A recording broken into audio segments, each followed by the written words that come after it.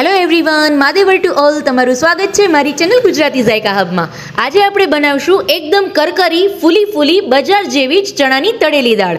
જો તમારી દાળ ક્યારેય કઠણ રહી જતી હોય, બરાબર ફૂલતી ન હોય અથવા કરકરી ન બનતી હોય, તો આજે હું તમારી સાથે સરળ અને એકદમ પરફેક્ટ ટિપ્સ તમારી સાથે શેર કરીશ કે જેનાથી તમારી તળેલી ચણાની દાળ છે એ પહેલી જ વારમાં એકદમ પરફેક્ટ ફૂલી અને ક્રિસ્પી ને કરકરી બનીને રેડી થઈ જાય. માટે વિડીયો લાસ્ટ સુધી જોજો, વચ્ચેથી બિલકુલ સ્કીપ ન કરશો એટલે એક પણ સ્ટેપ છે તમારું મિસ ન થઈ જાય. તો ચાલો ફટાફટ જોઈ લઈએ કઈ રીતે બને છે આ એકદમ પરફેક્ટ ફૂલી એવી આપણી ચણાની તળેલી દાળ.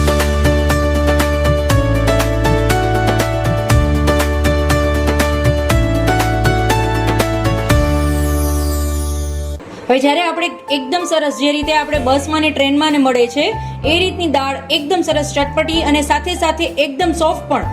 ઘણી વખત શું થાય, તમે જ્યારે ઘરે દાળ બનાવો છો ને તો એ દાળ કડક મતલબ ચવડ થઈ જતી હોય છે, એકદમ સોફ્ટ નથી બનતી હોતી. અને આમ ક્રિસ્પી, અંદરથી સોફ્ટ અને ઉપરથી ક્રિસ્પી એવી પરફેક્ટ જો તમારે દાળ બનાવી છે ને તો એના માટે નાની ટિપ્સ છે એ જરૂરથી ધ્યાન રાખવા જેવી છે. તો માટે વિડીયો છે એ લાસ્ટ સુધી જોજો અને પરફેક્ટ નાની ટિપ્સ હું તમારી સાથે શેર કરીશ જેનાથી તમારી દાળ છે એ પરફેક્ટ ક્રિસ્પી બનશે. એમાંની સૌથી પહેલી ટિપ્સ છે કે દાળને તમારે ઓછામાં ઓછી 8 થી 10 કલાક, 8 કલાક તો મિનિમમ પલાળીને રાખવાની. આ રીતે જે રેગ્યુલર આપણે જે ચણાની દાળ હોય છે એને મેં એકદમ સરસ પહેલા ધોઈ 2 પાણીએ અને પછી એને 8 કલાક સુધી પલાળીને રાખેલી છે. હવે તમે આ દાળ જુઓ, હું હાથની મદદથી આને આ રીતે ઇઝીલી કટ કરી શકું છું. આટલી તમારી દાળ પડી જવી જોઈએ. જો તમે 8 કલાકથી વધારે રાખશો તો એમાં કઈ પ્રોબ્લેમ નથી, નો ડાઉટ. ભલે 8 કલાકથી વધારે પલળે, તમારી દાળ વધુ સોફ્ટ થશે ને તો એમાં કઈ ડિફિકલ્ટી નહીં આવે, તો પ્રોબ્લેમ નહીં આવે. પણ જો ઓછી સોફ્ટ થશે તો તમારી દાળ છે એ ચવડ થઈ જશે. એટલા માટે દાળને ઓછામાં ઓછું 8 કલાક સુધી પલાળી રાખવાની. અને 8 કલાક પછી એ દાળને બધું પાણી જેટલું પણ તમે પાણી જ્યારે પણ તમે એને પલાળેલી હોય, બીજી એક ખાસ ટિપ્સ છે, ખાસ ધ્યાન રાખવાનું કે જ્યારે તમે દાળ પલાળો છો તો એની અંદર પાણીનું છે ને ભરપૂર પ્રમાણ આપવાનું. બીકોઝ દાળ છે એ પાણી પી જશે તો શું થશે કે તમારી દાળ પછી જ્યારે પાણી બધું સોક કરી જશે અને ઉપરથી દાળ કોરી થઈ જશે તો ઉપરનો જેટલો પણ પોર્શન હશે એ બધી દાળ કડક થઈ જશે. માટે દાળ છે એ પાણીની અંદર આ રીતે ડૂબાડૂબ રાખવાની. એકદમ સરસ ડૂબાડૂબ દાળ રહીએ એટલું તમારે પાણી એડ કરી દેવાનું. હવે 8 કલાક પછી દાળ જ્યારે પલળી જાય છે ત્યારે 8 કલાક પછી એ બધું પાણી કાઢી અને એને 3 થી 4 વખત એકદમ સરસ ધોઈ લેવાની દાળને.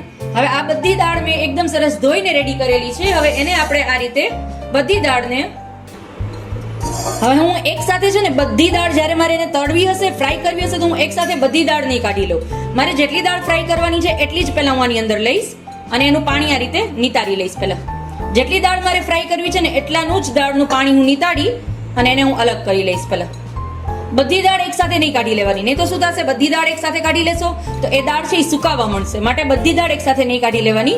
જેટલી તમારે ફ્રાય કરવી છે એટલી જ દાળ પહેલા તમારે આ રીતે અલગ કાઢવાની. એક ટાઈમમાં તમે જેટલી ફ્રાય કરવાના છો એટલી જ દાળ પહેલા અલગ કાઢવાની. હવે દાળની જ્યારે આપણે ફ્રાય કરશું ને પહેલા એકદમ સરસ આ રીતે બધું પાણી છે એનું નિતારી લેશું. એકદમ સરસ આ રીતે, એટલે ટેપ કરીને જેટલું પણ પાણી હશે એ બધું નીતરી જશે. હવે આ રીતે ચાણામાં એક સાથે બધી દાળ નહીં કાઢી લેવાની, જેટલી તમારે ફ્રાય કરવી છે તમારા પેનમાં સમાય એટલી જ. બીજી એક ખાસ ટિપ્સ, જ્યારે પણ તમે તળો છો ને ત્યારે તળતી વખતે ઓવર આખું જે તમારું લોયું છે એ ભરાઈ જાય એટલી દાળ એની અંદર એડ નહીં કરી દેવાની. હાફ પોર્શન થી પણ અડધાથી ઓછું તમારું લોયું અંદર જે દાળ એબ્સોર્બ કરી શકે એટલી જ દાળ એની અંદર એડ કરવાની કે જેટલી અંદર ડૂબાડૂબ રહી શકે તેલની અંદર એટલી જ, એનાથી વધારે એડ નહીં કરવાની. હવે આપણે આને ફ્રાય કરશું. ફ્રાય કરતી વખતે પણ ઘણી બધી નાની ટિપ્સ છે, હું તમારી સાથે શેર કરીશ. ફ્રેન્ડ્સ, જો હજી સુધી મારી ચેનલને સબસ્ક્રાઇબ ન કરી હોય તો પહેલા સબસ્ક્રાઇબ કરજો અને બેલ આઇકન પર ક્લિક કરજો એટલે મારા અવનવા વિડીયોની નોટિફિકેશન સૌથી પહેલા તમારા સુધી પહોંચે. હવે આપણે આને પહેલા ફ્રાય કરી લેશું. ફ્રાય કરવા માટે મેં ઓલરેડી છે તેલ છે એ ગરમ કરવા માટે મૂકી દીધેલું છે. હવે જ્યારે ફ્રાય કરીએ છીએ ને ત્યારે ખાસ તેલનું ટેમ્પરેચર છે ને ધ્યાન રાખવાનું છે. જો તેલનું ટેમ્પરેચર તમારું લો હશે, મતલબ કે તેલ તમારું બહુ ગરમ નહીં થયું હોય અને તમે દાળ નાખી દેશો તો શું થશે કે એ દાળ છે એ ઓઇલ મતલબ તમારું જે તેલ છે એ પીવા માંડશે, શોક કરવા માંડશે અને સાથે એ ક્રિસ્પી પણ નહીં થાય.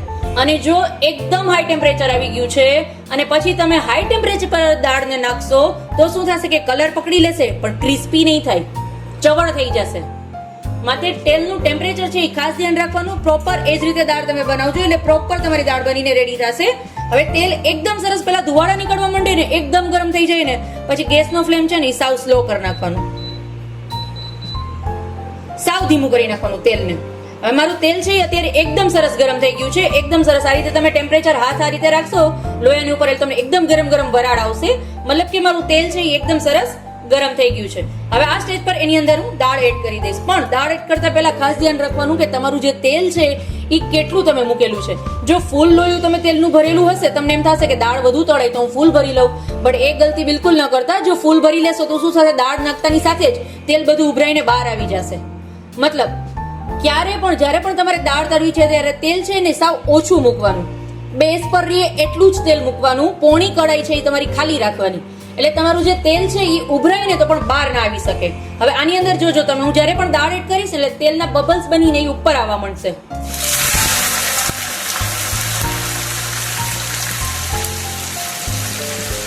જોયું ફ્રેન્ડ્સ કઈ રીતે તેલના બબલ્સ બનીને દાળ ઉપર આવ્યું, કેટલું બધું તેલ છે એ ઉપર આવ્યું હતું. હવે જ્યારે તમે ફૂલ લોહી મૂક્યું હશે ને તો શું થશે કે એ ઉપર આવી જશે તેલ. માટે ક્યારેય પણ જ્યારે પણ દાળ કરો છો ત્યારે તેલ છે ને એ સાવ ઓછી ક્વોન્ટિટીમાં એડ કરવાનું. એક વખત દાળ એડ કરી દીધી, તેલ છે એ નીચે બેસી ગયું, આ રીતે ખાલી બબલ્સ આવવા માંડ્યા એટલે તમારે પછી ટેમ્પરેચર હાઈ કરી દેવાનું અને એને એકદમ સરસ દાળને પેલા ગોલ્ડન ન થાય ત્યાં સુધી આપણે એને ફ્રાય કરવાની. જ્યારે પણ તમે દાળ તળો છો ત્યારે ખાસ આ વાતનું ધ્યાન રાખજો કે તેલનું ટેમ્પરેચર અને બીજું તેલની ક્વોન્ટિટી, તમે મતલબ કેટલી ક્વોન્ટિટીમાં તેલ લીધું છે. જો બહુ વધારે ક્વોન્ટિટીમાં તેલ લીધું હોય તો ક્યારેય એની અંદર દાળ એડ ન કરતા તેલની ક્વોન્ટિટી છે એ અડધાથી પણ ઓછી રાખવાની લોયાની અંદર અને પછી એની અંદર દાળ એડ કરવાની, એટલે તમારી દાળ છે ને એકદમ ક્રિસ્પી થાય. હવે આને હાઈ ફ્લેમ પર જ આ રીતે અલટ પલટ કરીને આપણે એકદમ સરસ બધી દાળને તરી લેવાની. હાઈ ફ્લેમ પર જ કરશું. હવે આપણે લો ફ્લેમની જરૂરત નથી, બીકોઝ એક વખત તેલ છે એ બબલ્સ સ્ટાર્ટ થઈ ગયા એટલે તમારે હાઈ ફ્લેમ પર જ તમારે દાળને તળવાની છે. હવે આને લો ફ્લેમ કરવાની જરૂરત નથી. બટ ખાસ એ વાતનું ધ્યાન રાખજો, જો તમારી દાળ છે એ પ્રોપર પાણી છે એ સોક નહીં કર્યું હોય, મતલબ એકદમ સરસ પલળીને સોફ્ટ દાળ ન થઈ હોય અને એ દાળને તમે ઉતાવળમાં તળશો તો એ દાળ તમારી ક્યારેય પણ સોફ્ટ નહીં થાય, એક ચવડ જ રહેશે. એટલા માટે જો તમારે પરફેક્ટ માર્કેટ સ્ટાઇલ દાળ બનાવી હોય ઘરે તો એના માટે દાળને ઓછામાં ઓછું 8 કલાક ફ્રેન્ડ્સ જરૂરથી પલાળજો. અને હા, જો એવો ડાઉટ આવે કે પલાળતી વખતે પાણી મેં કયું યુઝ કર્યું હતું, ગરમ કે ઠંડુ, તો એ પણ તમારી સાથે શેર કરું છું. મેં જ્યારે દાળને પલાળી હતી ત્યારે મેં ગરમ પાણીનો યુઝ નતો કર્યો, રેગ્યુલર જે વોટર હોય છે આપણું ઘરનું એ જ વોટરનો યુઝ કર્યો હતો. ઠંડુ પણ નહીં ને ગરમ પણ નહીં, રેગ્યુલર વોટર. પણ જો તમારે ગરમ પાણીમાં દાળ તમે પલાળો છો તો 8 કલાકની બદલે 6 કલાક પલાળશો તો પણ ચાલશે. બટ એક વખત ચેક કરી લેવાનો દાળનો દાણો કે તમે જે દાળ પલાળી છે એનો દાણો આ રીતે તમે હાથની મદદથી તોડી શકતા હોવા જોઈએ. ઇઝીલી જો તમારી દાળ નખેથી તમારી તૂટી જાય મતલબ કે એકદમ સરસ પલળી ગઈ છે. પછી તમારા ઉપર ડિપેન્ડ છે કે તમે ગરમ પાણીમાં પલાળો છો કે ઠંડા પાણીમાં, એ તમારી ચોઈસ. બટ દાળનો દાણો એ રીતે જો હાથેથી તૂટે નહીં તો સમજવું કે હજી આને થોડી પલાળવા દેવાની જરૂરત છે. જો મારી દાળ છે એ બધી ધીમે ધીમે ઉપર આવવા લાગી છે, ફ્રાય થઈને બધી દાળ ઉપર આવી જશે ને બબલ્સ છે, આ તમને જે બબલ્સ દેખાય છે એ બધા બબલ્સ છે એ બેસી જશે, મતલબ કે મારી દાળ છે એ ફ્રાય થઈ ગઈ છે. હજી આ બધા બબલ્સ એની અંદર તમને દેખાય છે, મતલબ હજી મારી દાળ છે એ ફ્રાય થાય છે, પ્રોપર ફ્રાય નથી થઈ. ક્રિસ્પી પ્લસ સોફ્ટ બંને જો આપણે જોઈએ છે તો હજી દાળને ફ્રાય કરવાની છે, માટે પ્રોપર હજી ફ્રાય દાળ ન થઈ એમ કહી શકાય. એટલા માટે આ બબલ્સ છે એ બધા બેસી ન જાય ને ત્યાં સુધી આપણે એને ફ્રાય કરવાની, હાઈ ફ્લેમ પર જ ફ્રાય કરશું. જોઈ શકો છો ફ્રેન્ડ્સ, હવે મારી બધી દાળ છે એ ઓલરેડી તળાઈ ગઈ છે, ખાલી થોડોક અમથો પોર્શન એવો બાકી છે જે બબલ્સ થાય છે. જુઓ તમે, મતલબ અહીંયાથી થોડીક જ દાળ મારી ખાલી તળાવવાની બાકી છે, બાકી બધી એકદમ સરસ કિનારી પર સેટ થવા લાગી છે.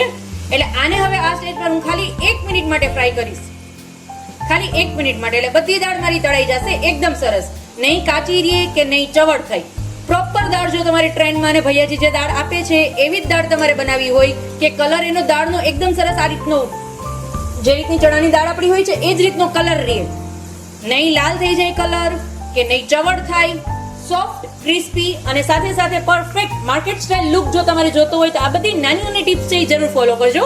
મારી દાળ છે એ એકદમ સરસ તળાઈ ગઈ છે. હવે જુઓ તમે, આ દાળને તળાતા મને ખાલી 4 મિનિટ થઈ છે. 3 થી 4 મિનિટની અંદર તમારી દાળ છે એ એકદમ સરસ તળાઈ જશે. બાકી તમારા ટેમ્પરેચર પર ડિપેન્ડ છે કે જો તમે ફૂલ હાઈ ફ્લેમ પર હોય, મતલબ તમારા ગેસની ફ્લેમ છે એ ખૂબ જ હાઈ હોય અને તમે મોટા બર્તનની અંદર તળતા હો તો આનાથી વધારે પણ ઝડપથી તળાઈ શકે છે. પણ અત્યારે મેં આની અંદર ખાલી 3 થી 4 મિનિટની અંદર એકદમ સરસ દાળ તળાઈને મારી રેડી થઈ ગઈ છે. 4 મિનિટ પણ ન કહી શકું હું, 3.5 મિનિટની અંદર જ મારી દાળ છે એકદમ સરસ તળાઈ ગઈ છે. બધા બબલ્સ છે એ બેસી ગયા છે, જોઈ શકો છો તમે. એકદમ સરસ દાળ બધી મારા તેલની ઉપર તરી આવી છે. હવે આ બધી દાળને હું આ રીતે પહેલા કાઢી લઈશ. કાઢતી વખતે ફ્લેમ છે એ સ્લો કરી નાખવાનો, એટલે તમારી જે દાળ છે એ જેટલી પણ તેલની અંદર રહી ગઈ હોય તો એક કલર ના પકડી લે એના માટે. બધી દાળને આ રીતે એકદમ સરસ પહેલા કાઢી લેવાની.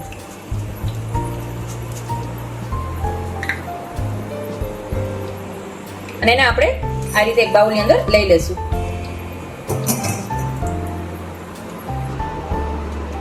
અમારી દાળની અંદર સૌથી પહેલા હું ગરમ ગરમમાં મીઠું એડ કરીશ, સાથે સાથે સાવ ચપટી જેટલી હળદર. અને આપણે એને ગરમ ગરમમાં હળદર ને મીઠું પહેલા મિક્સ કરી લેશું, એટલે એનો જે લુક છે ને એ એકદમ સરસ માર્કેટ સ્ટાઇલ આવે. એના માટે ગરમ ગરમમાં હળદર ને મીઠું આપણે પહેલા મિક્સ કરી લેશું. એકદમ સરસ સાવ ચપટી જેટલી હળદર નાખવાની, જેનાથી એનો લુક છે એ પ્રોપર માર્કેટ સ્ટાઇલ આવે.